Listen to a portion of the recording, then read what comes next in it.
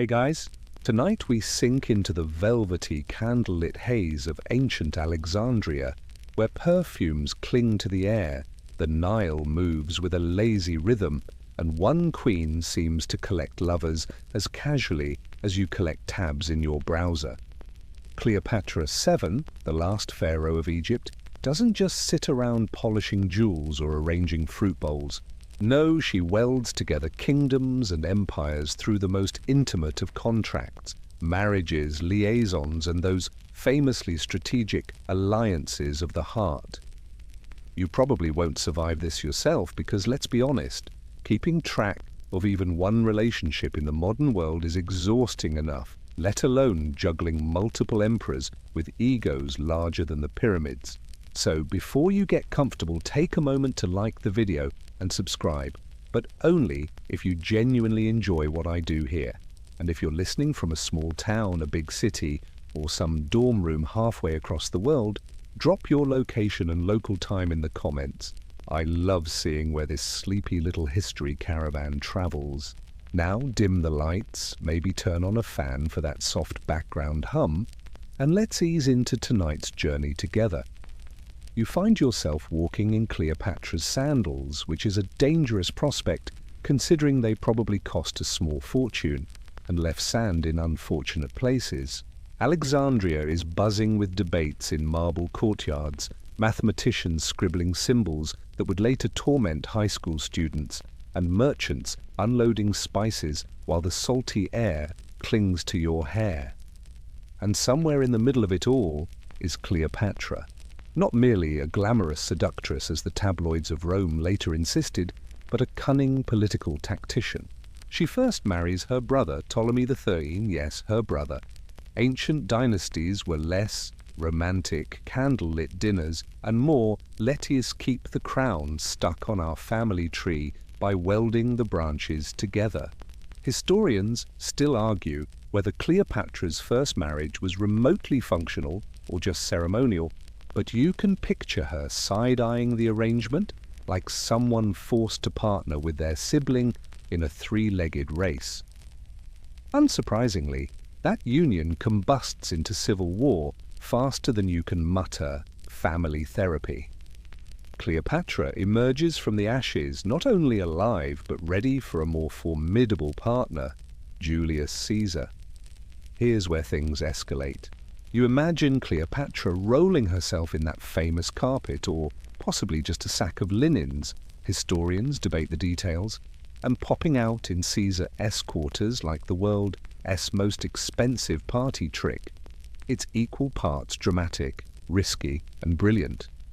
That single move shifts her from a vulnerable queen on the run to the woman sleeping beside Rome's most powerful man. Caesar, of course, was married to someone else. That never stopped a Roman politician from multitasking. And while gossip in Rome swirled about Cleopatra being little more than a distraction, you can't help but notice how her survival instincts map onto the chessboard of global power. Together they had a son, Caesarion, whom she paraded through Alexandria as proof that her dynasty and Rome's weren't just shaking hands, they were sharing DNA. Quirky tidbit here, some Roman coins even depicted Cleopatra with exaggeratedly Roman features, almost as if she was being photoshopped into Caesar's world. The fun, if you can call it that, doesn't last long. Caesar ends up assassinated on the Ides of March, stabbed by senators who apparently thought group project meant group stabbing. Cleopatra, now widowed but not technically widowed, looks at the chaos in Rome and thinks, well, who's next on the marriage resume? Enter Mark Antony, Rome's charismatic bad boy general, whose abs probably deserved their own Senate seat. Their connection is theatrical from the beginning. Cleopatra sails up the river to meet him not on a boring raft but on a golden barge scented with incense, sails dyed purple with oars glistening in silver. Imagine Tinder but with budget approval from the National Treasury. The two become entangled not only in sheets but in politics, dividing the Mediterranean like they're splitting a pizza. She marries Antony in Egyptian style, creating a union that horrified Rome because it suggested Antony was prioritizing Alexandria's queen over his Roman duties. And oh, how Rome gossiped. Antony was accused of being drunk on both wine and Cleopatra's charms, of dressing in Egyptian robes, of playing dice while Cleopatra made decisions. Was any of it true? Historians still argue whether Antony lost his political grip or whether Rome's propaganda machine simply shredded his reputation. Either way, Cleopatra's marriage count ticked upward again, not for love alone, but for sheer survival. The end, of course, spirals toward tragedy. Octavian, later Augustus, challenges Antony and Cleopatra at the Battle of Actium. The couple loses, retreats, and ultimately seals their fate in Alexandria. Cleopatra's famous snakebite death, whether real or invented, ties a bow around her legend. Yet behind the melodrama you glimpse a woman who wielded marriages the way others wielded armies, who spun romance into a weapon sharper than swords. As you lean back, the room dim, you can almost hear the faint echo of Cleopatra's voice, persuasive, playful, never quite revealing what she truly felt about the men who shared her throne. Did she love Caesar? Did she love Antony? Or did she love Egypt more than all of them combined? You'll never know, but drifting through her chambers tonight, you suspect the answer might be hidden in those painted eyes, staring from a fragment of broken marble, still daring the world to underestimate her. You rub the sand of Egypt from your eyes and drift westward through smoky medieval castles where torches sputter and courtyards echo with hooves. There you find Eleanor of Aquitaine, the 12th century queen who seemed to treat husbands the way modern folks treat cell phone contracts. Hold on to them until they become unbearable, then upgrade to a newer plan with better coverage. Unlike Cleopatra, whose marriages were tightly bound to survival, Eleanor's unions shifted her from Duchess to Queen of France, then Queen of England, all while she seemed to roll her eyes at the endless parades of solemn men in crowns. Picture her first, a young heiress, witty and self-assured, raised in a cultured court where troubadours plucked lutes and recited poetry. Eleanor's wealth was staggering. Her duchy of Aquitaine covered a massive slice of modern France. Any man marrying her was effectively signing up for the deluxe package, complete with vineyards, castles, and an army of vassals. At 15, she married Louis VII of France, a pious king who probably prayed more than he laughed. Historians still argue whether Eleanor found him boring from the start, or whether his constant pilgrimages and penance slowly chipped away at her patience. Either way, imagine her watching him shuffle off to another prayer vigil, muttering under her breath, "Great, more incense and zero dancing." Their marriage dragged them on the Second Crusade, which sounds romantic until you realize honeymoon in Antioch translates to months of dust, exhaustion, and awkward military councils. Quirky tidbit: rumors spread that Eleanor grew very close with her uncle Raymond of Antioch, so close that Louis supposedly yanked her away before tongues wagged too loudly. Whether the gossip was true or not, you can almost hear Eleanor sighing as she boarded the return ship, realizing her marriage was sinking faster than their battered fleet. By 1152, she and Louis arranged an annulment, the medieval version of "we want different things in life, except justified," with a legal excuse of "we are too closely related," which was ironic, considering most of Europe's nobility were practically cousins. No sooner had Eleanor stepped away from Louis than she practically speed ran into her next chapter, a marriage with Henry Plantagenet, the fiery, ambitious duke who would soon become Henry II of England. The ink on her annulment was barely dry when she tied the knot again. That's some record-setting marital recycling right there. Henry was everything Louis wasn't: restless, passionate, reckless. You picture Eleanor trading in a quiet sedan for a roaring motorcycle. Together they built one of the most powerful dynasties of the Middle Ages. Their children, including Richard the Lionheart and King John, yes, that John who annoyed Robin Hood. Their palace corridors must have rattled with the noise of sons stomping about, plotting wars, demanding land, and occasionally rebelling against both parents. It was less Leave It to Beaver and more Game of Thrones Family Edition. Eleanor, never content to sit in embroidery circles, joined the power struggles. She encouraged her sons in rebellion against Henry when the marriage soured. Imagine that awkward holiday dinner. Henry carving the goose while Eleanor whispers in Richard's ear, "Darling, wouldn't it be nice if your father's crown sat a little crooked?" Historians still argue whether Eleanor's motivations were maternal support, sheer frustration with Henry's infidelity, or a shrewd calculation that her sons were better bets for the future. For her troubles, Henry locked Eleanor away for over a decade, essentially grounding her in castles under guard. It's as though he thought, if I can't control the Queen's opinions, I'll just take away her microphone. Yet she endured, waiting for her sons to grow into kings, until at last Richard freed her, and she returned to the political stage like someone finally reclaiming their Netflix password after years of exile. What makes Eleanor's marital saga stand out isn't just the switching of thrones, but how she seemed to bend each role into something uniquely hers.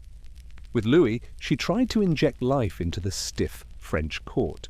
With Henry, she molded dynastic strategy, placing her children across Europe like chess pawns.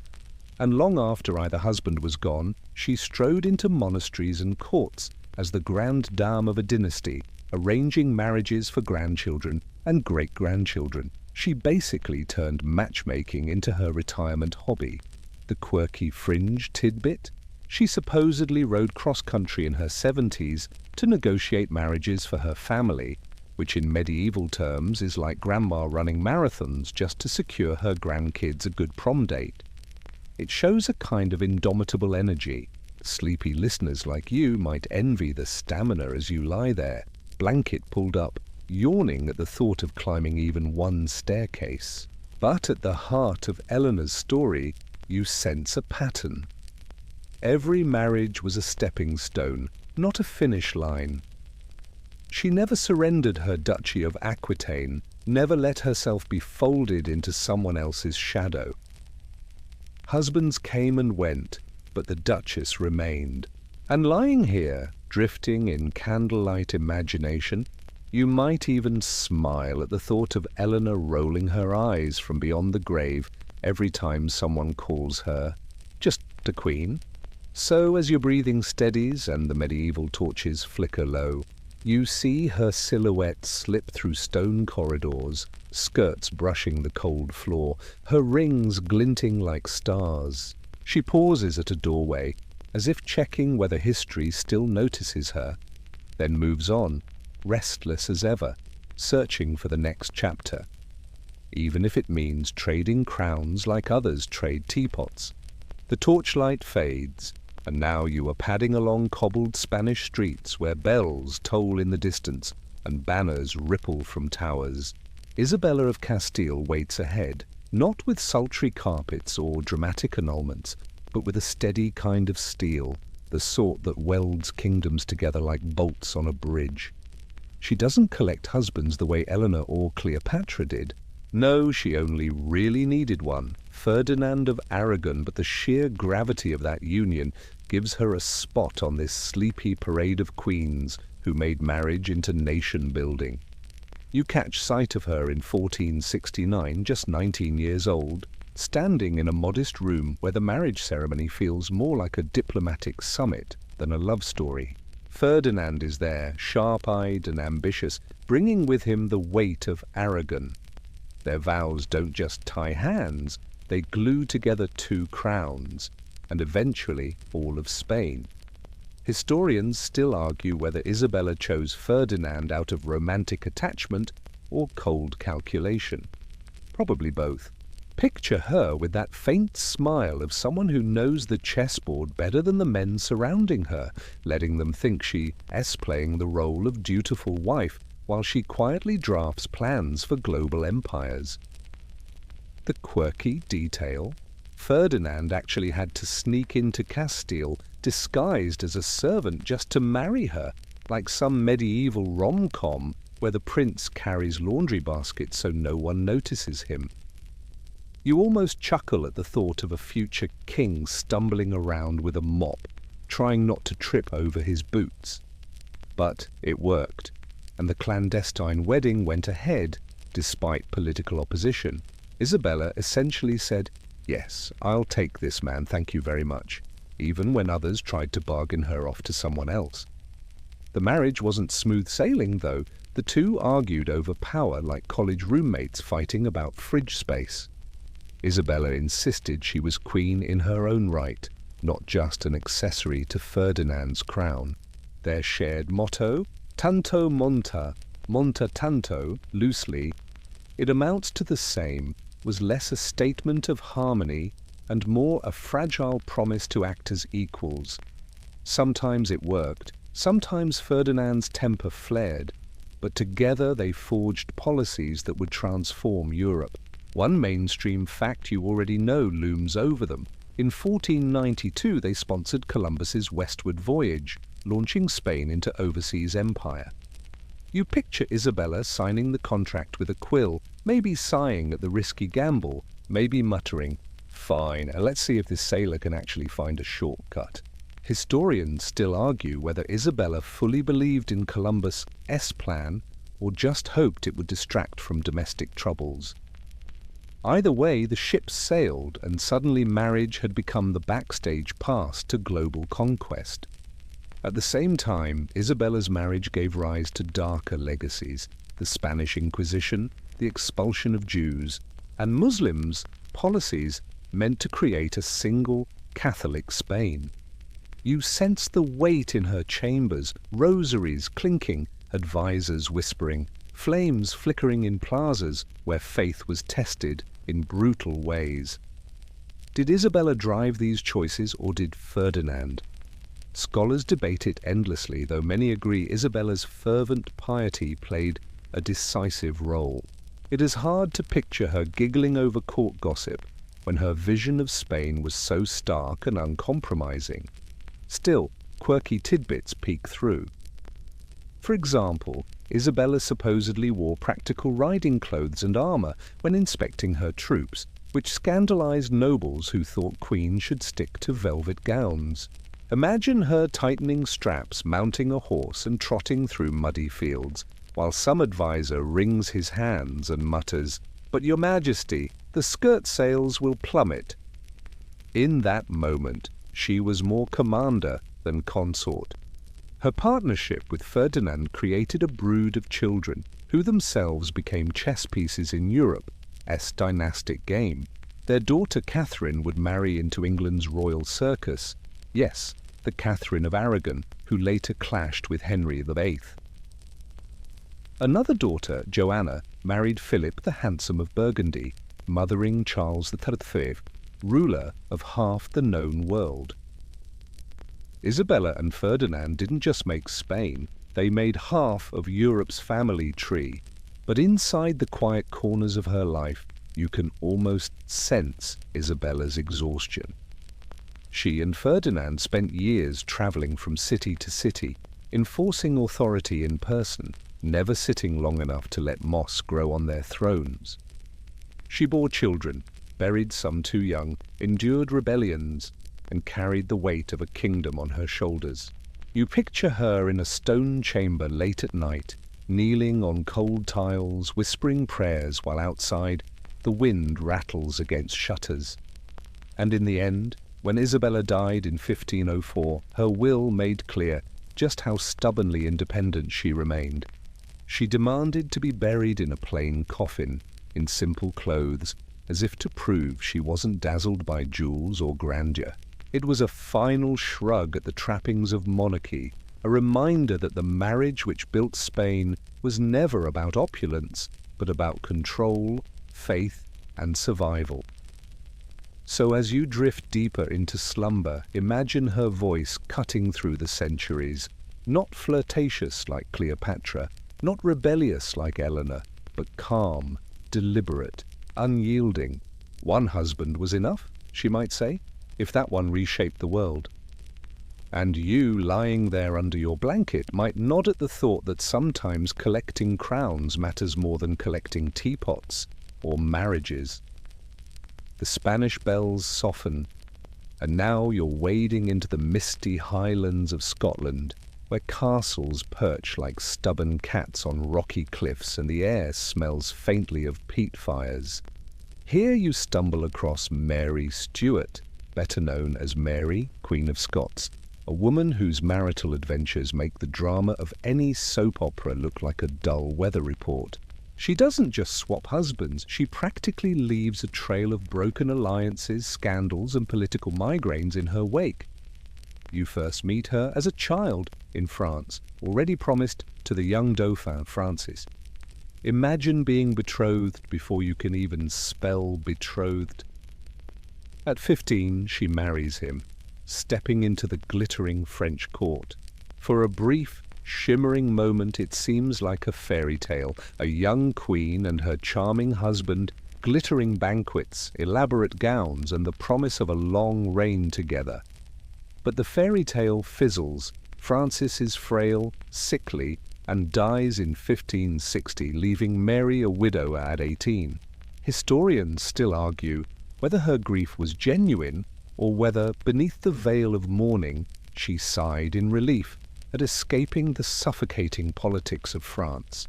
Either way, she heads back to Scotland, where the weather is colder, the politics rougher, and the marriage options about to get interesting. Her second marriage is to Henry Stuart, Lord Darnley, a tall, handsome cousin with a claim to both the English and Scottish thrones. On paper, it's a power couple move. Mary strengthens her position, Darnley gains prestige, and together they might rival Elizabeth II across the border.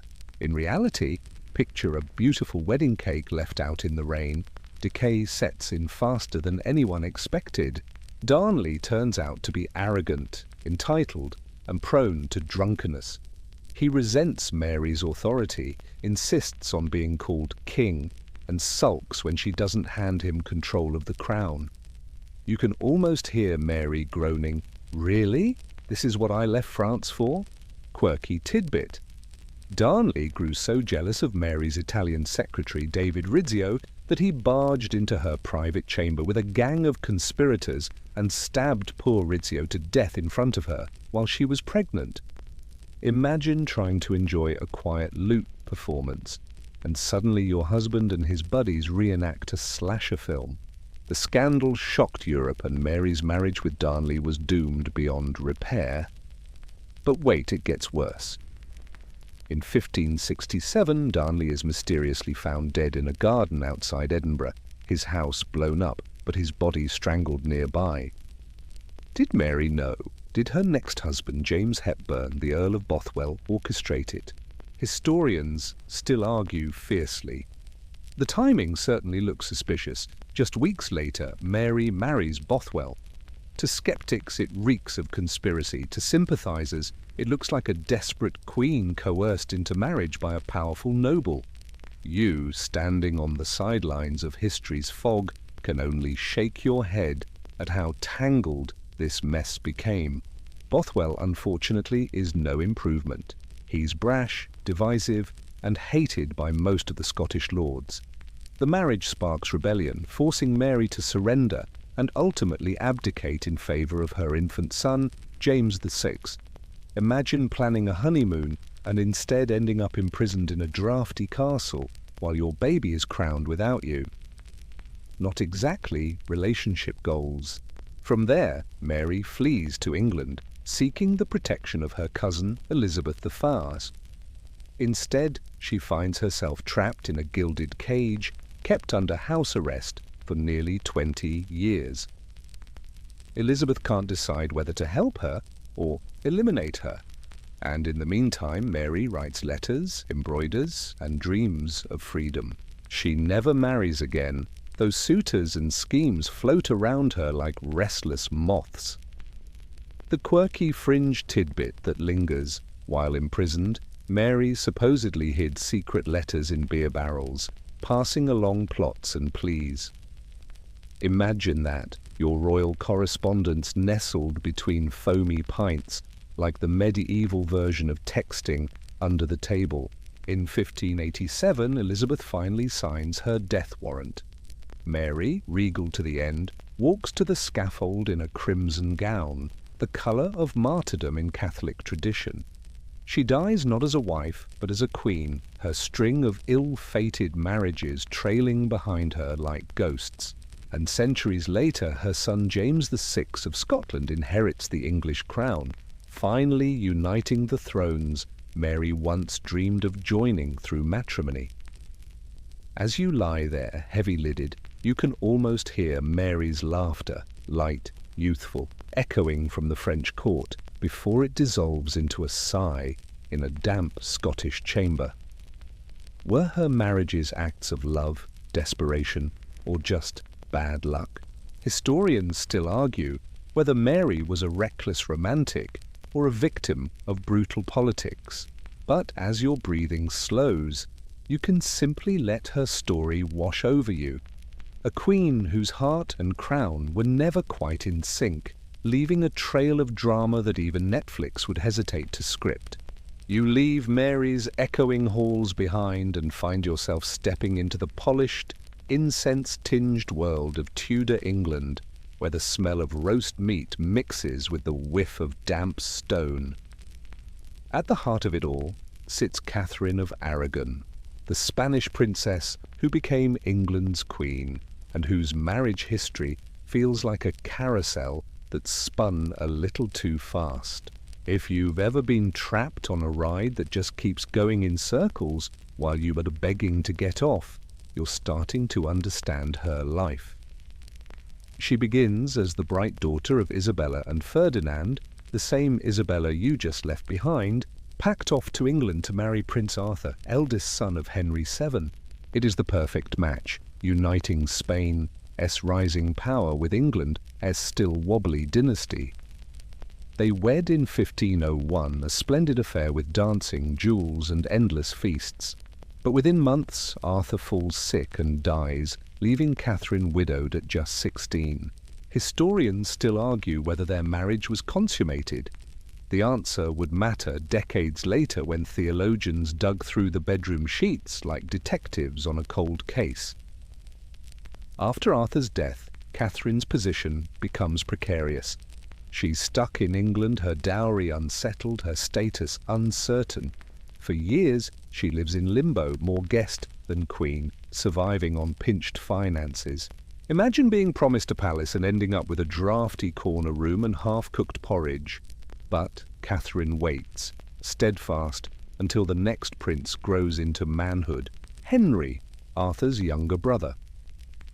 By 1509, Henry VIII becomes king, and Catherine finally secures the crown she'd been dangling just out of reach for 7 long years. At first, their marriage is golden. Henry is athletic, charming, and infatuated with his Spanish bride. Together they present an image of harmony and Catholic devotion. Catherine even acts as regent when Henry goes off to war, directing England's defence against the Scots, a mainstream fact that often gets overshadowed by the later drama. Picture her in armour-lined tents, issuing orders while Henry's away, proving she's far more than a ceremonial queen. But the carousel keeps spinning. Catherine gives birth multiple times, but only one child, Mary, survives infancy.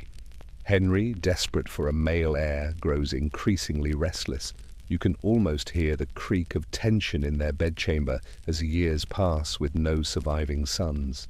Quirky tidbit: Henry, ever the sportsman, apparently wore colours representing his mistresses in tournaments, even while still married to Catherine. It's the 16th century equivalent of subtweeting your wife at a football game. By the 1520s, Henry is already eyeing Anne Boleyn. Catherine, now in her 40s, refuses to quietly step aside. She insists her marriage to Henry is valid pointing back to her first union with Arthur. It had never been consummated, she swears, therefore she wasn't truly Henry's sister-in-law. Historians still argue whether she was telling the truth or simply standing her ground with steely resolve. Either way, her insistence becomes the linchpin in one of history's messiest divorces. Henry presses Rome for an annulment. The Pope, tangled in European politics and pressured by Catherine's powerful nephew, the Holy Roman Emperor Charles V, refuses. Thus begins Henry's break with the Catholic Church, the birth of the Church of England, and the Reformation's fireworks. And at the centre of this world-shaking storm is Catherine, quietly declaring, "I am the king's true wife." Imagine the pressure. Every priest, lawyer, and diplomat dissecting your personal life, debating in vaulted halls whether you slept with your first husband. Talk about oversharing. The quirky fringe detail, Catherine, even while cast aside, maintained a wardrobe of regal dignity. She stitched her own gowns, embroidered with Spanish patterns, refusing to dress down into obscurity. Even when Henry moved Anne Boleyn into the spotlight, Catherine signed her letters as Queen of England, never ceding the title. You can almost see her hunched over candlelight, her pen scratching steady lines, a defiant whisper in every stroke of ink.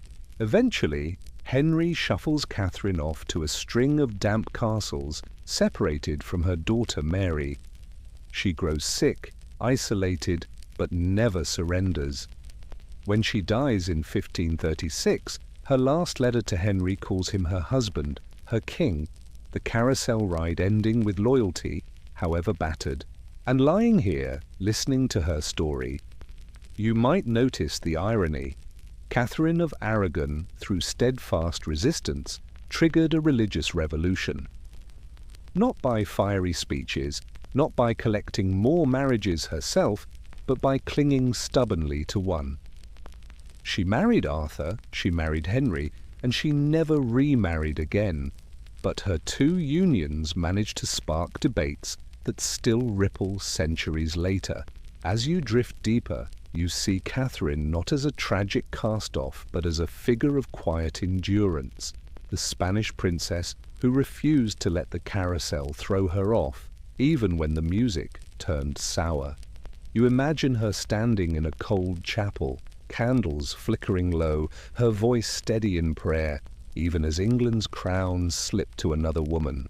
You step carefully now into a corridor lined with tapestries of stags and roses, the Tudor rose glowing faintly in candlelight. The air feels heavier, as though the walls themselves are holding their breath.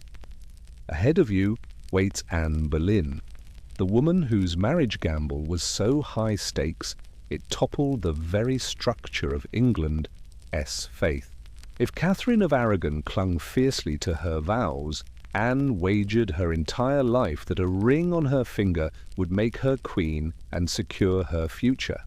Spoiler, the wager did not end well. You first glimpse her not as a queen, but as a lady in waiting. She flits through Henry VIII's court with a sharp wit, dark eyes that miss nothing, and an attitude that suggests she knows exactly how to tilt the room's attention in her direction.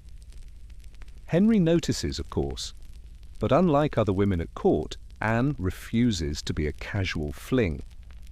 No mistress in the shadows for her, she aims for the crown. Imagine her telling Henry, with that sly half-smile, "If you want me, put a kingdom on it." Historians still argue whether Anne's refusal was purely strategic, or whether she genuinely believed she could transform Henry into a devoted husband. Whatever her motives, she holds her ground. Henry, inflamed by her resistance, embarks on the infamous Great Matter, the campaign to annul his marriage with Catherine and crown Anne instead. The court becomes a theatre of whispers. Was Anne a schemer, or simply caught in the king's obsession? The quirky detail here: Henry bombards her with love letters dripping with passion and jealousy, some of which survive today. In one, he complains that her absence causes him unreasonable pain. You can almost imagine him pacing in velvet slippers, scribbling furiously with ink blotches, while Anne delicately folds another note into her drawer, smirking. These letters are now housed in the Vatican because, of course, Rome intercepted them, like a nosy neighbor reading someone else's texts. By 1533, Henry marries Anne in secret. Soon after, she's publicly crowned queen in a lavish ceremony, golden cloth fluttering, trumpets blaring. The gamble seems to have paid off. She's triumphant, dazzling in her jewels, parading through the streets while crowds mutter mixed reactions. Some cheer, others whisper that she's nothing more than the concubine queen. The stakes now climb higher. Anne must deliver a male heir to secure her throne. Instead, she gives birth to Elizabeth, a daughter. You know how this turns out. Elizabeth later becomes one of England's greatest monarchs, but at the time, Henry's disappointment is palpable. He shrugs off Elizabeth's birth as a prelude, certain Anne will soon produce a son. But the months drag on, pregnancies end in miscarriages, and the strain between them deepens. You can almost hear Anne's anxious thoughts muffled under silk pillows as she prays for the child who never comes. Meanwhile, Anne's enemies at court sharpen their knives, figuratively at first. Thomas Cromwell, Henry's fixer, finds her sharp tongue intolerable. Nobles resent her rise. Catherine's supporters curse her name. And Henry, ever the fickle sun around which his court revolved, begins to cool. By 1536, Anne is accused of adultery, incest, and treason. Historians still argue whether she was guilty of anything beyond alienating powerful men, or whether the charges were a brutal concoction to rid Henry of his unwanted queen. The quirky fringe tidbit? During her imprisonment in the Tower of London, Anne supposedly joked about her little neck, saying the executioner's sword would make quick work. It's dark humour, yes, but also strangely human. Imagine her standing at the window, looking over the moat, murmuring a sardonic line while the guards shuffle uncomfortably. On May 19, 1536, she walks to the scaffold, clad in grey damask, her headdress framing a face calm yet pale. She kneels, prays for Henry's health, and stretches her neck forward. The French swordsman, brought in specially because his blade was cleaner than the English axe, swings once. The gamble ends. And yet, as you lie here drifting, you realize Anne's legacy did not end on that scaffold. Her daughter Elizabeth would one day rule for 45 years, overseeing England's golden age. The woman who bet everything on a marriage left behind a legacy that shaped a nation more profoundly than Henry himself ever managed. So as you breathe slower, picture Anne not as the tragic wife or scheming mistress, but as a figure walking a tightrope in velvet slippers, balancing ambition, love, and survival in a court where one misstep meant death. The gamble may have cost her life, but it gave England a queen whose reign would outshine the very king who condemned her. The chill of the Tower fades, and you find yourself back in the candlelit corridors of Henry VIII's England. Yet this time, the air is less electric, less dangerous. You tread softly, as though the stone floors themselves are weary from decades of palace drama. Ahead, Catherine Parr waits, the sixth and final wife of Henry, remembered not for tragic endings, but for sheer survival. If the others gambled or resisted, Catherine perfected the art of patience, diplomacy, and quiet endurance, becoming the only wife to outlive the king. You meet her first not as a wide-eyed bride, but as a seasoned woman in her 30s, already married twice before Henry even noticed her. She'd buried both husbands, managed estates, and lived through the endless tug-of-war of Tudor politics. When Henry proposed in 1543, she hesitated.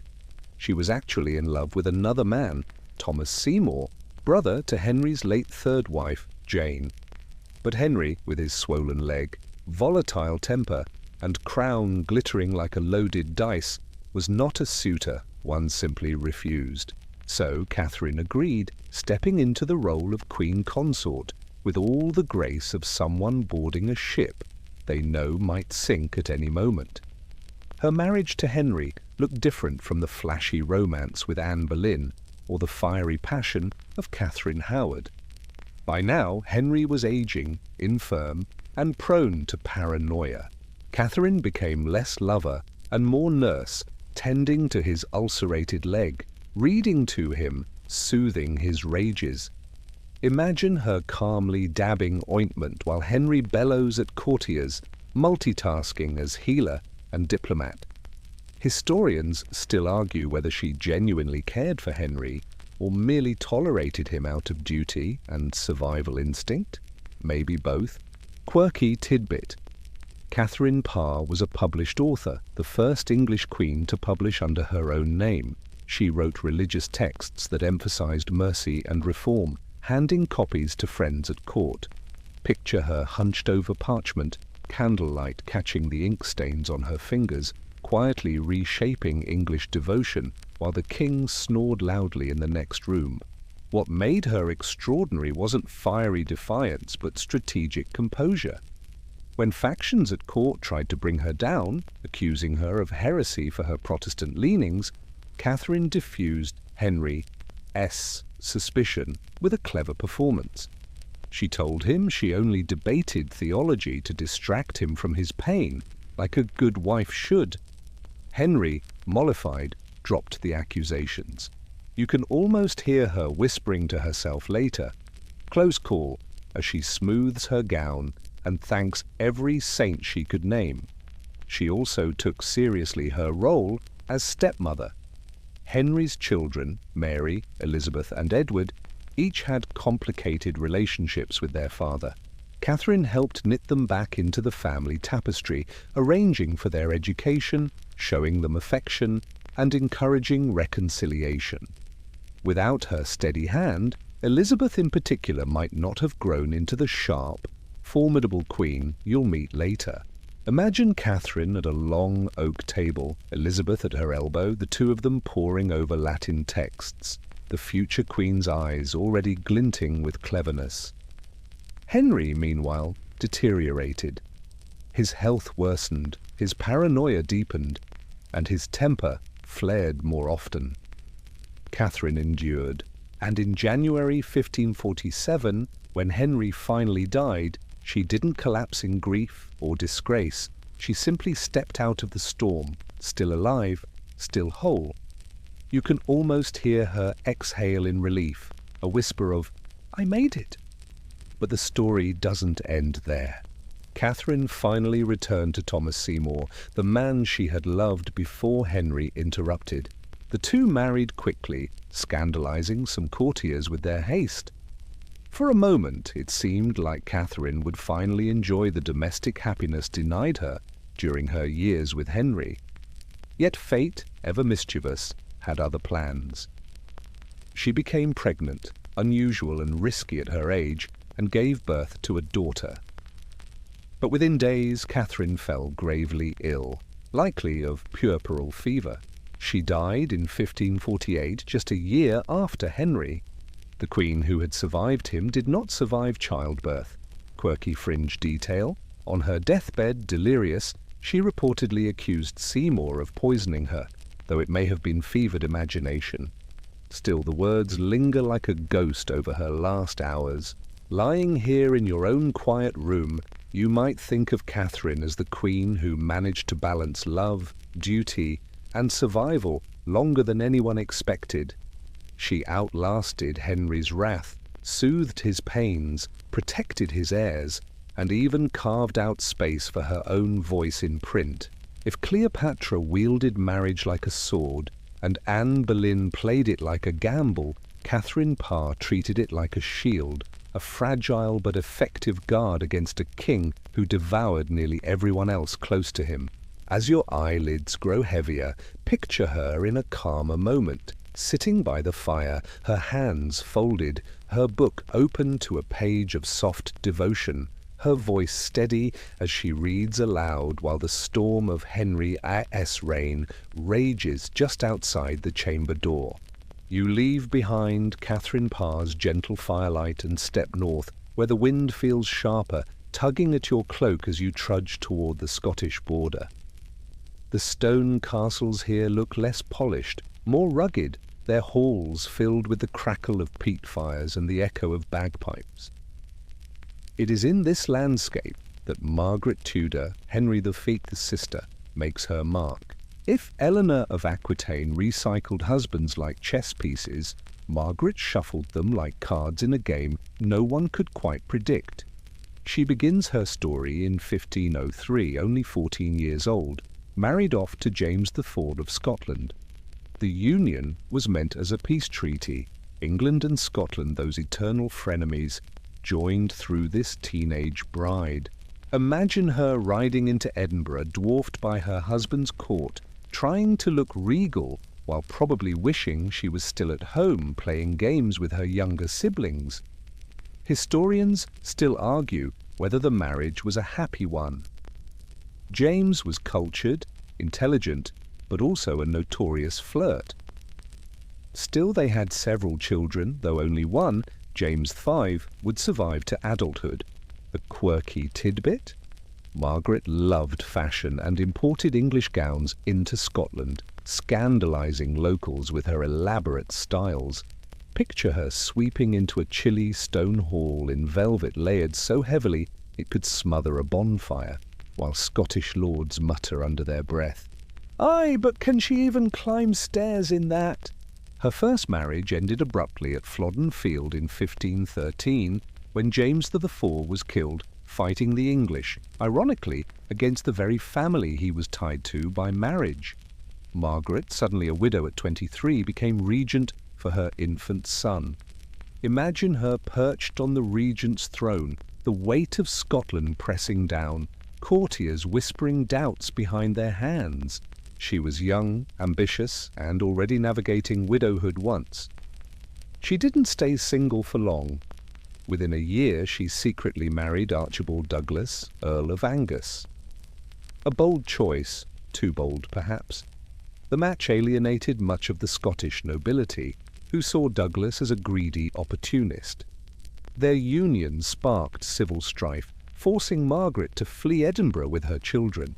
You can almost see her rushing through the mist, skirts muddied, clutching her son's hand, while riders thunder behind her. Eventually she reconciled with the Scottish lords, but her second marriage soured quickly. Archibald proved controlling, even imprisoning Margaret in one of his castles.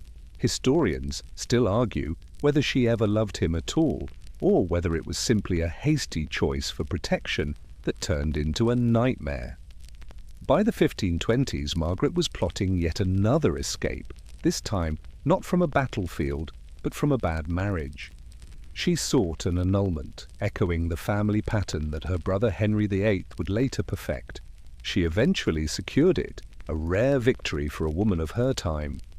The carousel turned again. Her third marriage came in 1528 to Henry Stuart, Lord Methven.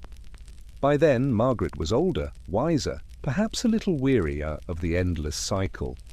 Methven was no prince, no grand political alliance, just a man she chose for herself. And while their union wasn't tea without struggles, he drained her finances with his debts, it seemed to bring her more personal peace than the others. The quirky fringe tidbit, Margaret maintained correspondence with her brother Henry VIII during all this marital chaos. Imagine the letters. Henry thundering about his own marital drama. Margaret sighing, "Yes, well, join the club, brother." Their sibling bond stretched across the border, sometimes warm, sometimes tense, but always threaded with the knowledge that their children might one day inherit both thrones. And indeed, Margaret's line would triumph. Her granddaughter Mary, Queen of Scots, the tragic figure you've already walked alongside, carried her legacy forward, and eventually Margaret's great-grandson, James VI of Scotland, would become James I of England, uniting the crowns. Margaret's marriages may have been chaotic, but out of that chaos emerged the dynasty that ruled both kingdoms. As you settle deeper under your blanket, you see her life less as a neat fairy tale and more as a messy human struggle.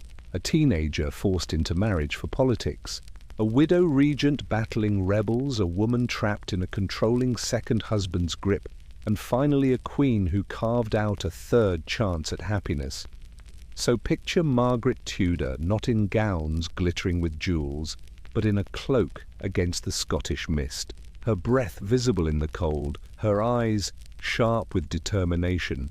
She may not have collected as many marriages as others, but each one reshaped Scotland and England's story like stones skipping across dark water, ripples still visible centuries later. The mist around Margaret Tudor's Scotland fades, and you find yourself stepping into a court lit not by flickering torches, but by endless candlelight, where gilt frames and velvet curtains hang heavy with expectation. Yet there is one figure who refuses to play the game of dynastic marriage at all. You drift closer, and there she is. Christina of Sweden, draped in silks, her eyes bright with mischief, the crown heavy on her head, yet balanced with a shrug. Where most queens collected husbands like coins in a purse, Christina flipped the purse over, shook it at the suitors, and said, "No thanks." Christina was born in 1626, the only surviving legitimate child of King Gustavus Adolphus of Sweden. When her father died in battle, she became queen at just 6 years old. Raised among warriors, statesmen, and scholars, Christina grew up steeped in politics and ideas, not in embroidery hoops and wedding contracts.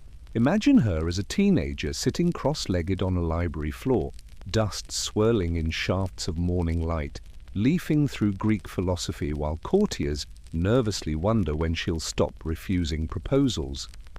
Mainstream fact, she was officially crowned in 1650 and ruled in her own right, one of the few women in early modern Europe to wield sovereign power without a husband at her side. Her contemporaries called her eccentric, brilliant, and sometimes downright exhausting. She dressed in mannish clothes, rode horses astride, and delighted in confounding expectations. Quirky tidbit? Christina apparently collected more art, books, and scholars than lovers. She invited philosophers like René Descartes to her court, hoping to turn Stockholm into a northern Athens. Descartes, however, wasn't thrilled about being dragged out of bed before dawn to lecture her on metaphysics in the freezing Swedish winter. He later died in Sweden, perhaps in part because of those icy early mornings. You can almost hear Christina smirking. Well, he should have worn a thicker cloak. Her refusal to marry was both personal and political. Dozens of suitors lined up, princes from Europe, noblemen, even whispers of alliances that could have reshaped the continent. She waved them all away. Historians still argue whether she truly hated the idea of marriage, feared losing power to a husband, or preferred companionship outside the traditional mold. Gossip at the time suggested she had close, possibly romantic relationships with women at her court. Whatever the case, she left behind no husband, no children, and certainly no apologies. The real shock came in 1654 when Christina did something nearly unthinkable. She abdicated her throne. She handed power to her cousin Charles X and slipped out of Sweden disguised as a man riding south to freedom. The reason? Partly exhaustion, partly her desire to convert to Catholicism, a bold move for a Protestant queen in a staunchly Lutheran country. Imagine her on horseback at dawn, cloak pulled tight, grinning at the thrill of escape, while the crown she had worn since childhood grows smaller behind her in the mist. She spent the rest of her life wandering Europe, Rome, Paris, Hamburg, courts, where people whispered both admiration and suspicion. She lived as a kind of cultural celebrity, hosting salons, debating philosophy, and amassing an art collection so huge it took barges to transport it. At one point, she even schemed to become Queen of Naples, just to keep things interesting. Quirky fringe detail, Christina once orchestrated the dramatic murder of her former favourite, Gian Rinaldo Monaldeschi, in the French court at Fontainebleau.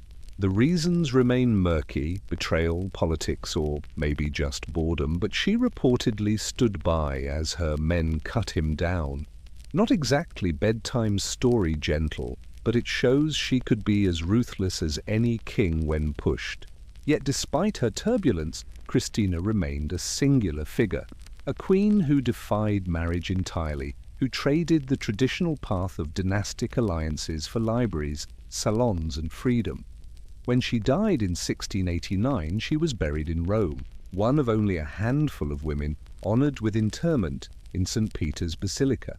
A Queen of Sweden laid to rest in the heart of Catholic Europe, with no husband's name carved beside hers. So as you pull your blanket higher and drift further into drowsiness, imagine her not in a wedding gown, but in a scholar's chamber, her table cluttered with manuscripts and maps, her hair a little wild, her eyes gleaming with the satisfaction of having lived entirely on her own terms. Christina may have collected no husbands at all, but in her stead she collected something far rarer, her independence. The candlelit study of Christina fades, and now the shadows lengthen into stone towers rising over misty rivers. You hear the slow groan of iron gates and the echo of footsteps on damp flagstones. This is England again, the stage of so many turbulent marriages, and the woman who now steps forward is none other than Mary I, remembered most infamously as Bloody Mary. But before she earned that moniker, she too was pulled into the exhausting carousel of dynastic unions. Mary was the only surviving child of Catherine of Aragon and Henry VIII.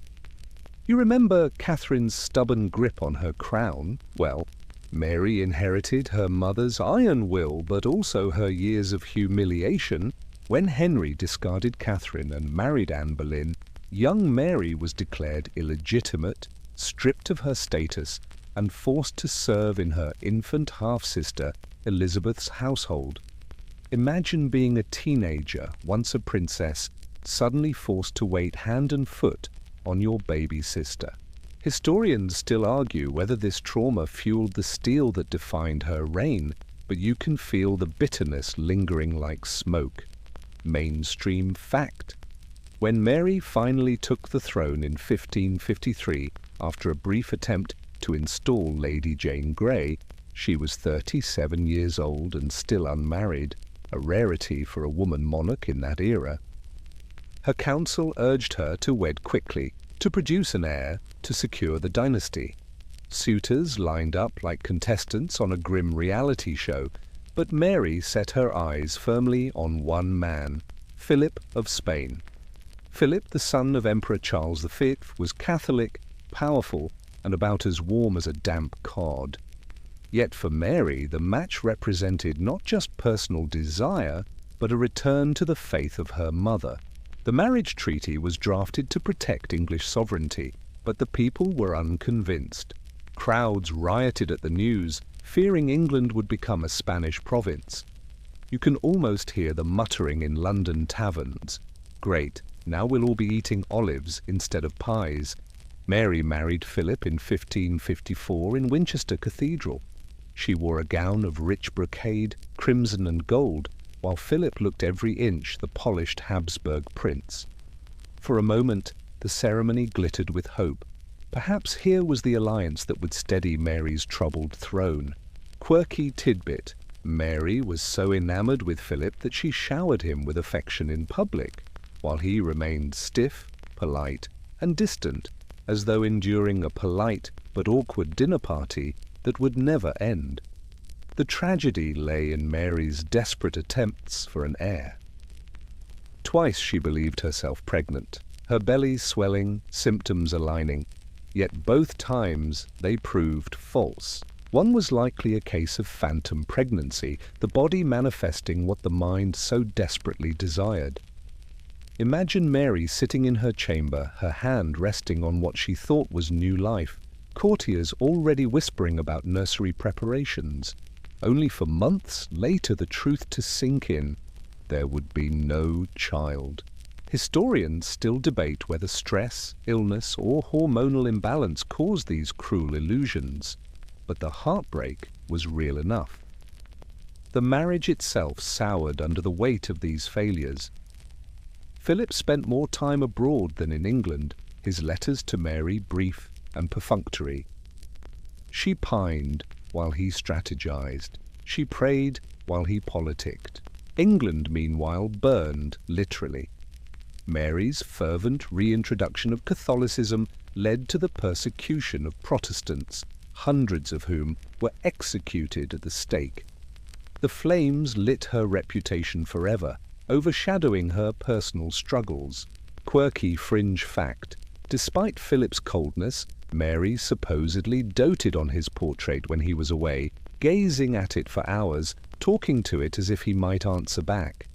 Picture her in her chamber, the fire low, murmuring to a painted canvas, while her ladies exchange awkward glances behind her. It's heartbreakingly human, but also undeniably sad. By the time Mary died in 1558 at 42, she left no children, no legacy of joy in marriage, and a kingdom weary of religious whiplash. Her half-sister Elizabeth would follow her, ushering in one of the most glittering reigns in English history, while Mary's own name became a byword for blood and failure. Yet, as you lie here, you can see her differently. Not just as the grim, bloody Mary, but as a woman shaped by abandonment, clinging to faith, yearning for love, and trapped in a marriage that promised everything but gave her only loneliness. She didn't collect husbands, she had only one, but the story of Mary shows how even a single union can weigh heavier than all the glittering crowns combined. So picture her now, not in flames or in fury, but in quiet repose, clutching the rosary that never left her side, whispering prayers for a child that never came. A queen who gambled everything on marriage and motherhood, and found only silence waiting in the cradle. Mary's lonely chamber flickers out, and you wander deeper into the grand halls of European courts, where velvet curtains never seem to gather dust, and suitors forever circle like moths to flame. And now it is the turn of Margaret of Austria, a woman who never chased marriage but somehow found herself tangled in its threads over and over again. If you've been counting teapots in your imagination, she has fewer than Eleanor of Aquitaine, but her marriages and non-marriages still ripple through Europe like spilled wine across a banquet table. Margaret was born in 1480, the daughter of the Habsburg Emperor Maximilian III. That family never met a marriage they didn't like, and she was betrothed almost before she could walk. At 3 years old, yes, 3, she was promised to Charles VIII of France. Imagine a toddler solemnly toddling up the aisle with sticky fingers and a crown sliding over her eyes. Quirky tidbit: she was actually sent to France at age 3 to be raised as the French queen-to-be. The court dressed her in miniature gowns, paraded her like a doll, and educated her in French ways. It might sound charming, but in reality she was a political pawn still learning to form full sentences. Mainstream fact: when Charles VIII decided to marry Anne of Brittany instead, Margaret, by then a teenager, was humiliatingly sent back to her father. She arrived in Flanders like unwanted luggage, with courtiers snickering about her rejection. Historians still argue whether this early humiliation forged the spine of steel she carried into adulthood, but you can picture her tightening her jaw as the ships landed, already deciding never to let anyone dismiss her so lightly again.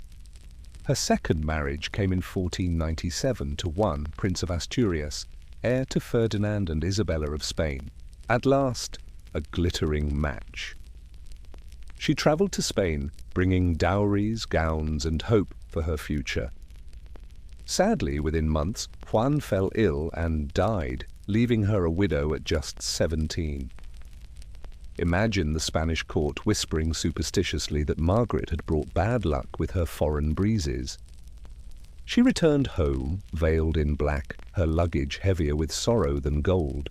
Third marriage, she wed Philibert II, Duke of Savoy, in 1501. By all accounts, this was her happiest union.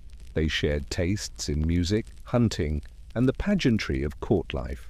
For once, she may have felt less like a pawn and more like a partner.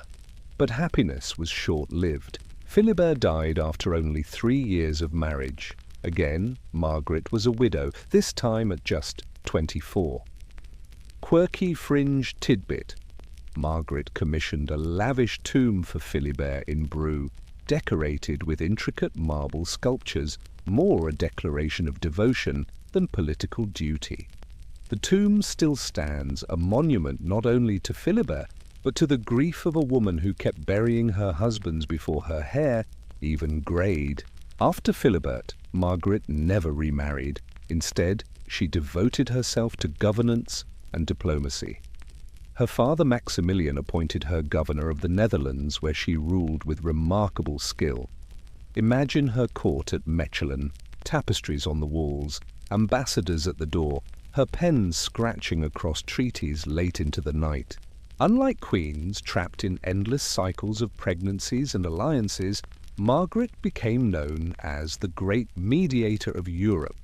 She brokered peace treaties, arranged marriages for others, somewhat ironic, and managed the turbulent Low Countries with a deft hand. Historians still argue whether her choice never to remarry was born of grief, pragmatism, or sheer exhaustion. After all, 3 rounds of widowhood would sour anyone on the idea of husbands. Perhaps she simply decided teapots were easier to manage. They'd done to die suddenly and leave you with a pile of unpaid dowries. Quirky note, she loved literature and art, filling her residences with books, music, and paintings. Her court was so sophisticated that Erasmus, the humanist scholar, praised her intellect and style. While other rulers bickered over borders, Margaret quietly cultivated a renaissance in her own household. Her legacy wasn't just culture, though. Through her careful regency, she prepared the ground for her nephew, Charles V, who would go on to become Holy Roman Emperor and ruler of an empire where the sun famously never set. Without Margaret's steady hand, Charles's inheritance might have collapsed before it ever came together. So as you rest your head a little deeper into the pillow, picture Margaret not as the 3-year-old pawn shuffled like a chess piece, nor as the veiled widow stepping off a ship for the 2nd or 3rd time, but as the mature ruler presiding over her court with dignity. She sits in a carved oak chair, robes heavy but comfortable, a little smile tugging at her lips when she hears yet another proposal from yet another duke across the continent. By then she has learned the truth. Marriages may shape kingdoms, but sometimes the wisest move is to close the book, sip your wine, and let others play the game. Margaret's ink-stained fingertips fade away, and now your path winds north into colder lands where castles loom out of fog like silent watchmen. Here the air smells faintly of wood smoke and salted fish, and the queen who greets you wears a fur-trimmed cloak, heavier than most of her courtiers. This is Christina of Denmark, niece of Emperor Charles V and one of the most famous almost queens in history. Why? Because she spent her life dodging marriages like someone endlessly pressing the snooze button, refusing to get out of bed for dynastic duty. Mainstream fact, Christina was born in 1521, daughter of Christian II of Denmark and Isabella of Austria. Her childhood was cut short when her father was deposed. She was raised instead at the glittering courts of her Habsburg relatives. Already, her name was currency on the marriage market. At just 11 years old, she was married off to Francesco II Sforza, Duke of Milan. Imagine being 11, more interested in skipping stones or trying on ribbons, suddenly expected to navigate Italian politics. The marriage was never consummated, partly because Francesco was gravely ill. Within 2 years, she was a widow, the first of her many brushes with marital destiny. Here is where things get interesting. Christina, S-name, came up as a potential bride for none other than King Henry VIII of England. Yes, that Henry, who had already chewed through multiple wives like a distracted diner flipping through a buffet. In 1538, Hans Holbein the Younger painted Christina's portrait for Henry to inspect. You can almost imagine the king staring at the canvas, stroking his beard, calculating whether this young widow could fit into his collection. The quirky tidbit? When Christina was told of Henry's interest, she supposedly quipped, "If I had 2 heads, one should be at the King of England's disposal." That one-liner survives in multiple reports, and it's basically a Renaissance mic drop. Historians still argue whether she truly said it, or whether her witty reputation embroidered the tale later, but either way it perfectly captures her refusal to become another tragic chapter in Henry's marital saga. Instead, she was married to Francis I, Duke of Lorraine, in 1541. This union, while politically advantageous, wasn't exactly romantic fireworks. Still, it gave her children and positioned her as Duchess in a region constantly tugged between France and the Habsburg Empire. When Francis died in 1545, yes, another short marriage, Christina once again found herself a widow. Picture her, only 24, already twice widowed, already rumoured to be too clever for her own good. Unlike many noble women, Christina wielded her widowhood like a shield. She managed her lands, acted as regent for her young son, and built a reputation for independence. Historians still debate whether she ever considered remarrying seriously. Offers certainly came, including flirtations with marrying Edward VI of England, or even proposals to align her with French princes. Each time, Christina slipped away like smoke, preferring autonomy over another gilded cage. Quirky fringe detail. She adored hunting, sometimes shocking visiting diplomats by riding out in men's attire, bow slung across her shoulder, laughing louder than etiquette allowed. To some, she was scandalous, to others, magnetic. Imagine the scene. While courtiers prattled in candlelit chambers, Christina thundered through the woods on horseback, wind clawing at her veil, dogs baying in pursuit of deer. Not exactly the image of a demure duchess, her political acumen was just as sharp. During her regency of Lorraine, she negotiated peace treaties, balanced French and Habsburg interests, and safeguarded her son's inheritance. At one point, she even sought to claim the throne of Denmark for him, leveraging her birthright. Though the scheme failed, it shows how she saw marriage not as destiny, but as just one tool in her broader arsenal. And then there's the story of her portrait. Holbein's likeness of Christina still survives, showing a poised young woman in widow's black, her gaze calm, but edged with irony, as if she already knew how many kings she'd refuse. Today the painting hangs in London, almost mocking Henry VIII from beyond the grave.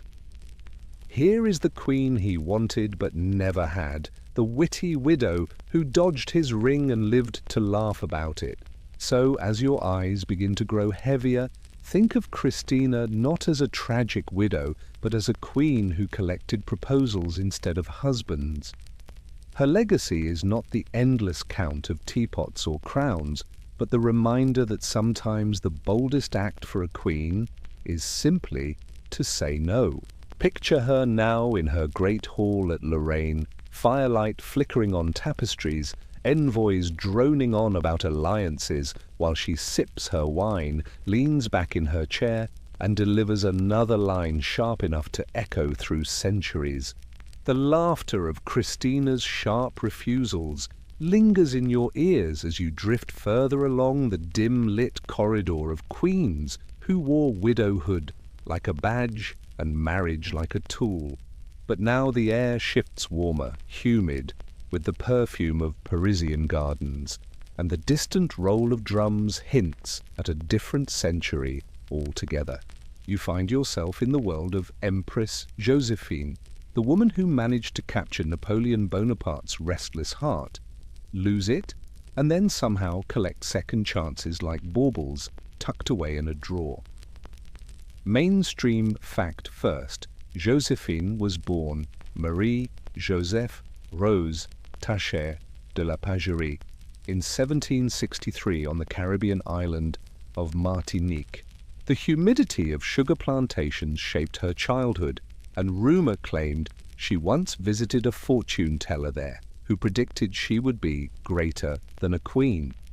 Quirky tidbit, she hated her birth name Yayette and much preferred Rose, though Napoleon stubbornly insisted on calling her Joséphine. Yes, this was a marriage where even her name wasn't entirely her own. Her first marriage was to Alexandre de Beauharnais, a wealthy French aristocrat.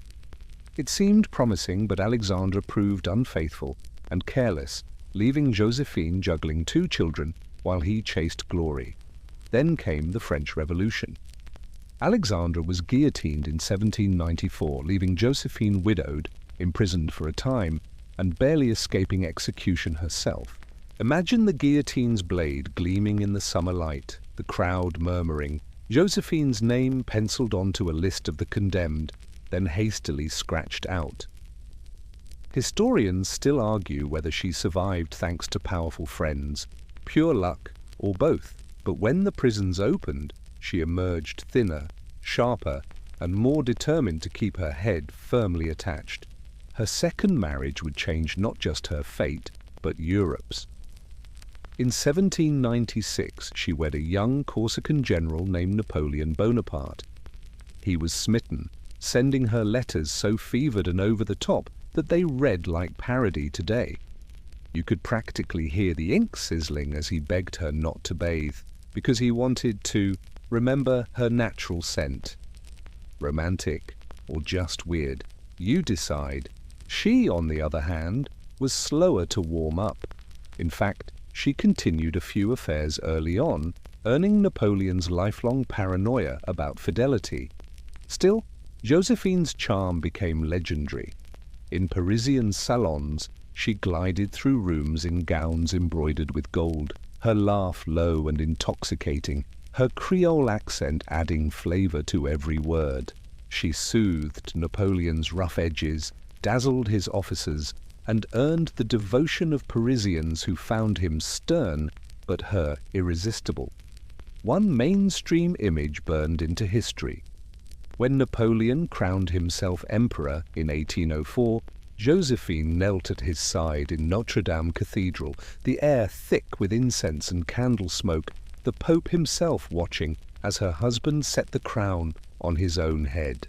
Joséphine then received her own coronation, robed in velvet and ermine, tears in her eyes as music swelled. But this fairy tale cracked under pressure. Joséphine could not give Napoleon a son. Despite doctors' reassurances, her earlier pregnancies with Alexandre had left her unable to bear more children. For a man obsessed with dynasty, this was fatal. Historians still debate whether Napoleon ever truly stopped loving her, or whether power simply overrode passion. In 1810, he divorced her, an act both calculated and heartbreaking. Imagine the silent chambers at Malmaison, Joséphine weeping quietly while courtiers whispered about his new Austrian bride. Here comes the quirky fringe. Even after their divorce, Napoleon continued to visit her, send her letters, and rely on her advice. He even gave strict orders that she be treated with the respect of an empress. When she died in 1814, her last words were reportedly about his name. And after Waterloo, Napoleon himself murmured, "I truly love Joséphine," in exile on St. Helena, pacing across the floorboards as waves crashed outside. But Joséphine's second chance wasn't just emotional. Her children from her first marriage thrived under Napoleon's empire. Eugène de Beauharnais became a respected general and Duke of Leuchtenberg, while Hortense married Napoleon's brother Louis and gave birth to Napoleon III, the future Emperor of France. In this way, Joséphine's bloodline actually outlasted Napoleon's own legitimate dynasty. Historians still argue whether Joséphine secretly maneuvered this outcome or whether fate itself simply enjoyed irony. And her other legacy? Roses. She adored gardening, filling the grounds of her estate at Malmaison with exotic plants. She imported specimens from across the globe, creating a living encyclopedia of flowers. The rose varieties she cultivated still echo in modern gardens, her passion blooming long after her empire crumbled. You might say she traded one empire of cannons for another of petals, and in the end, the petals lasted longer. So as you exhale slowly, eyes heavy, picture Joséphine in her greenhouse, hands brushing against the velvety petals, the smell of damp earth curling through glass walls. Outside, soldiers march and empires rise and fall. Inside, she bends to inhale a bloom, smiling faintly, the empress who outlived her marriage, and who proved that sometimes the most enduring crowns are made not of gold, but of roses. The perfume of Joséphine's roses drifts away, and with a soft shuffle you find yourself in a drawing room humming with clocks, children's laughter, and the quiet scratching of pens across paper. The queen who greets you is wrapped not in jewels but in black mourning dress, a widow who reigned for more than 60 years. This is Queen Victoria. And if Joséphine cultivated roses, Victoria cultivated marriages, except instead of blossoms, her garden was filled with offspring married into nearly every royal house of Europe. Mainstream fact: Victoria was born in 1819 and became Queen of the United Kingdom in 1837 at the age of 18. She reigned until 1901, presiding over an empire so sprawling that the cliché "the sun never sets" on the British Empire actually rang true. But her personal empire was stitched together not by armies alone, it was sewn with wedding rings. Victoria and her beloved husband Prince Albert had 9 children, and she treated each of them as dynastic pawns. Take Princess Alice, married off to Louis IV of Hesse, whose descendants include the last Tsarina of Russia, Alexandra Feodorovna. Or Prince Alfred, wedded to Grand Duchess Maria Alexandrovna of Russia, tying Britain to the Romanovs. Then there was Princess Beatrice, married to Prince Henry of Battenberg, who later introduced the Battenberg-Mountbatten line, leading directly to Prince Philip, Duke of Edinburgh. By the time Victoria was done, her children and grandchildren sat on thrones from Spain to Norway to Germany. Historians still argue whether she genuinely wanted to strengthen peace in Europe through marriages, or whether she simply couldn't resist pulling the strings of her family like a puppet master. Here is the quirky tidbit: Victoria often micromanaged her children's relationships to an almost absurd degree. Imagine her poring over letters at midnight, lamp hissing, scrawling corrections into her daughter's drafts, as though an empress had time to edit teenage love notes. She kept whole binders of correspondence, clipping and annotating like a Victorian stage mom. One child wrote that having her as a mother felt like being on a leash attached to Buckingham Palace, not exactly the cuddly grandma image most people hold. The nickname she earned, the Grandmother of Europe, was not exaggeration. At the dawn of World War I, nearly every major monarch in Europe was one of her descendants. Kaiser Wilhelm II of Germany, Tsar Nicholas II of Russia, and King George V of Britain were all her grandchildren. Picture family reunions that looked less like cozy tea parties and more like the prelude to a geopolitical brawl. You can almost hear the awkward conversation at the dinner table. "Pass the butter, cousin." Yes, and by the way, see you on the battlefield in 20 years. But Victoria's matchmaking wasn't flawless. Sometimes her attempts at arranging the perfect marriages backfired. For example, she desperately opposed her son Bertie's relationship with Alexandra of Denmark, worried about tensions between Denmark and Germany. Yet Bertie married her anyway and became Edward VII. Historians still debate whether Victoria's iron grip over her children's choices made them happier or just more resentful. Spoiler alert, probably the latter, a fringe detail. Victoria hated pregnancy. Despite bearing 9 children, she described it as the shadow side of marriage, and sometimes complained that her womb was practically a factory. She often lectured her daughters about enduring childbirth with stoicism, even as she privately dreaded each of her own confinements. Imagine a queen sighing dramatically at her writing desk, muttering, "Another one? Oh dear, Albert," before ringing the bell for more tea. When Prince Albert died in 1861, Victoria plunged into decades of mourning, draping herself in black and withdrawing from public life. Yet, even then, she never stopped orchestrating marriages. She sent her children across the continent like diplomatic care packages, embedding her lineage into every dynasty she could reach. It was both her coping mechanism and her strategy. If she couldn't to keep Albert beside her, at least she could keep his bloodline reigning over half the world. And yet, there's irony in her legacy. The very family tree she cultivated became tangled in the thorns of war. By 1914, her grandchildren were the monarchs sending troops to slaughter one another in World War I. Historians still argue whether her matchmaking actually delayed wars by binding dynasties together, or whether it made conflicts even messier when family quarrels spilled across borders. As your eyelids sag heavier, picture Victoria late at night at Windsor Castle, her desk cluttered with letters, portraits of her children and grandchildren scattered like chess pieces. Outside, the gas lamps flicker. Inside, she dips her pen in ink, scratching out another letter to a daughter in Germany, another set of instructions, another careful push in the vast game of dynastic strategy. She leans back, sighs, and whispers to the portrait of Albert above the fireplace, as if he might nod in approval.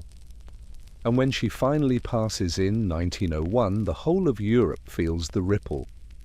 Bells toll, black crape hangs over palaces from Berlin to St. Petersburg, and the grandmother of Europe lies in state. Her matchmaking empire lives on, in thrones, in bloodlines, in wars, and even in awkward family trees that historians still try to untangle today. So let yourself imagine drifting now through that endless family tree, branches splitting, twisting, linking royal houses like ivy.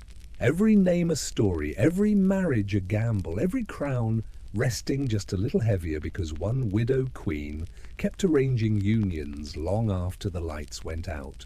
The scratch of Victoria's pen fades and you drift forward, expecting maybe another gilded palace or another velvet-draped coronation. Instead, the scenery bends sharply into the 20th century, where queens aren't always found on thrones, and crowns sometimes come shaped like Hollywood spotlights. You've walked into the world of Elizabeth Taylor, the star who collected marriages like some queens collected jewels, or teapots, depending on the level of sarcasm you prefer tonight. Mainstream fact: Elizabeth Taylor was born in 1932 in London, raised in California, and became one of Hollywood's brightest stars by the age of 12 with National Velvet. By adulthood, she was a global icon, her violet eyes and dramatic roles making her unforgettable. But off-screen, she also became famous, maybe infamous, for her marriages, 8 weddings, 7 husbands. A running joke that if love were a collectible, she had the complete set. Here's the quirky detail: she married Richard Burton not once, but twice, like a movie director insisting on reshooting the same scene until it finally worked.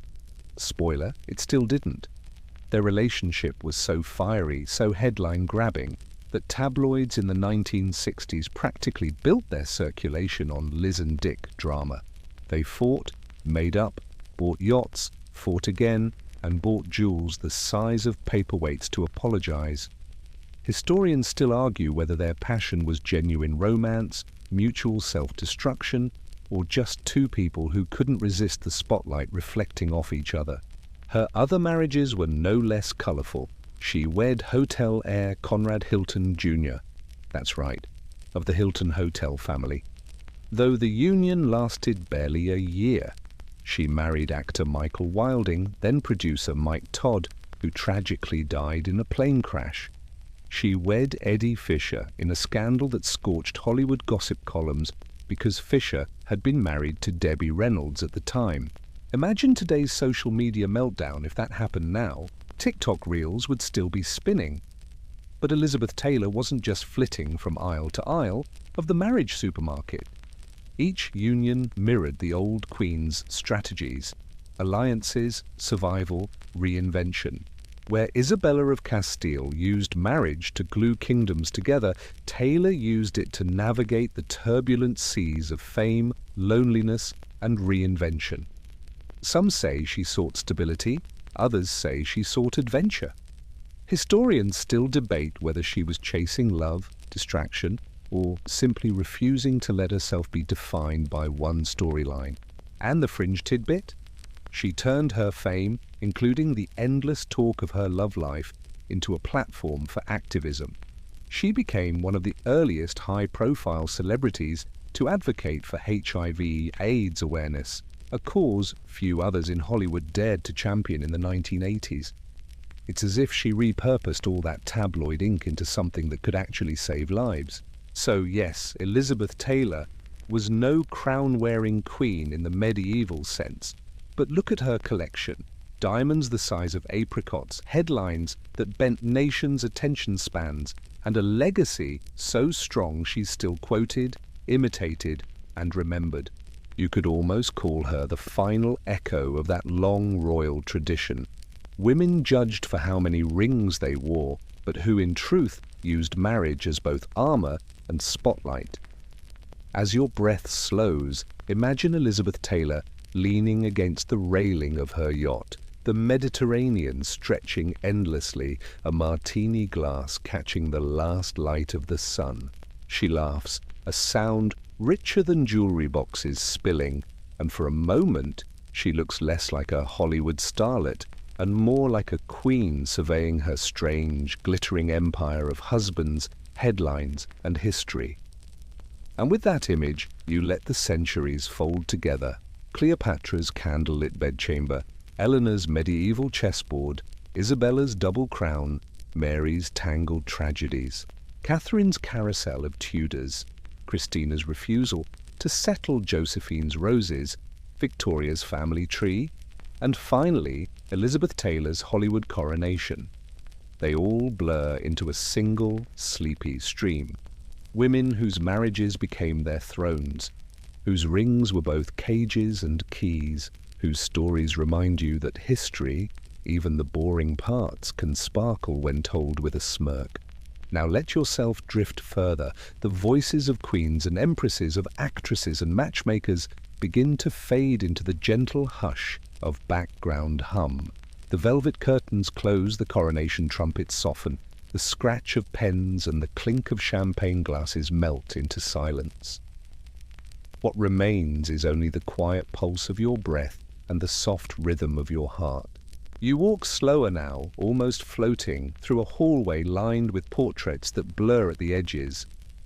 Faces of women who once plotted dynasties, or argued with generals, or signed divorce papers by candlelight, now smile faintly, but the details no longer matter.